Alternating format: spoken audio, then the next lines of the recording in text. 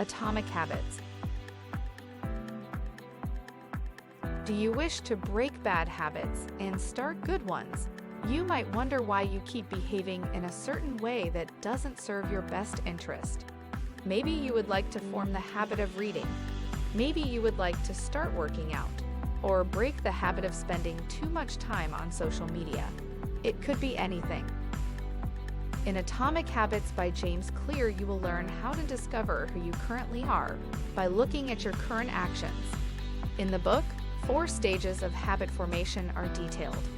You will learn about how actions eventually lead to habits, why some habits are long-lasting and some aren't, and how to create small changes in your life to form new habits that are sustained over time. On any given day, about half of your actions are habitual.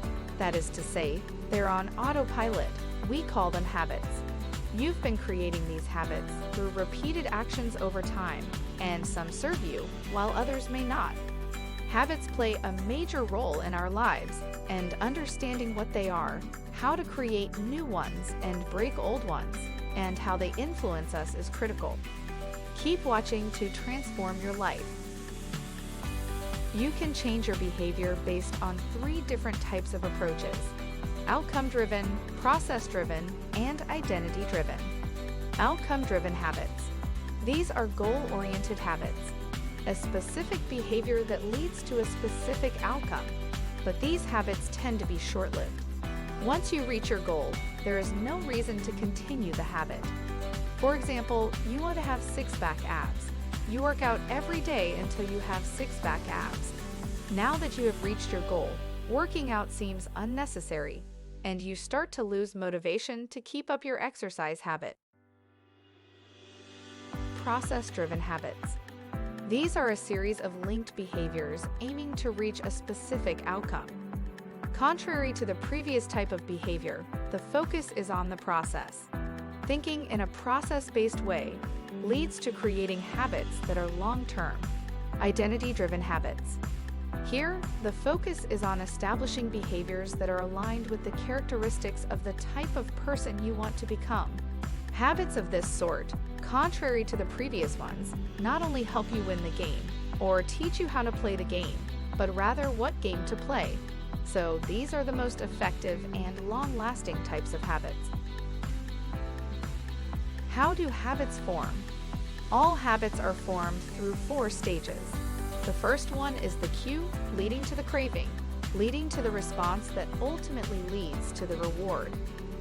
The cue is the initial stimulus that triggers a craving for something. Most of the time, cues are related to our senses, for example, a smell, a sound, or a sight. Basically, when noticing a cue, the brain sees an opportunity for a reward.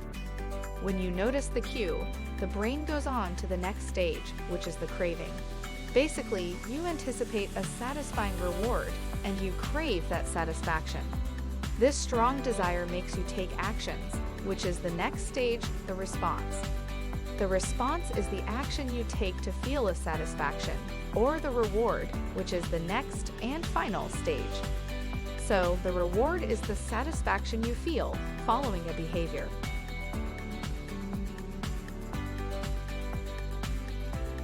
Every time you go through these stages, the connection between the stages becomes stronger and more efficient, and the habit will be formed. The more you perform the habit, the harder it is to break it because of the strong connections between these stages. This is how it works. It's Friday, and you're off from work, and you walk past a liquor store, the cue. Alcohol makes you feel in a certain way that you enjoy, and you want that feeling, the craving. So you buy alcohol and drink it later that evening, the response. You gain the satisfaction that you feel when you drink alcohol, the reward. Now, you might ask yourself how you can use this information to form new habits or break old ones. There are 4 laws, a law at each stage, that can guide you in forming new habits effectively. Cue, awareness. Cues are usually subconscious, so you won't notice them. The first step is to make a habit scorecard, where you list all your current habits during the day.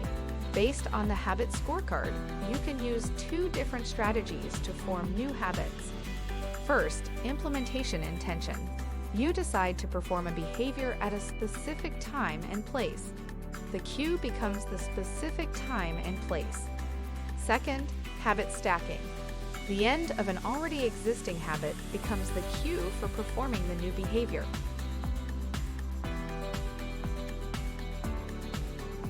Making craving more attractive. Craving is related to wanting, the anticipation of satisfaction, the reward.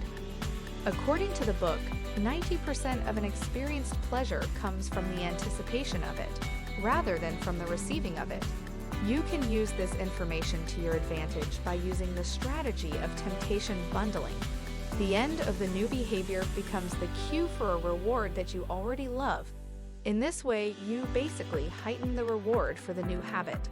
For example, you want to start working out to become fit, but becoming fit is a delayed form of reward.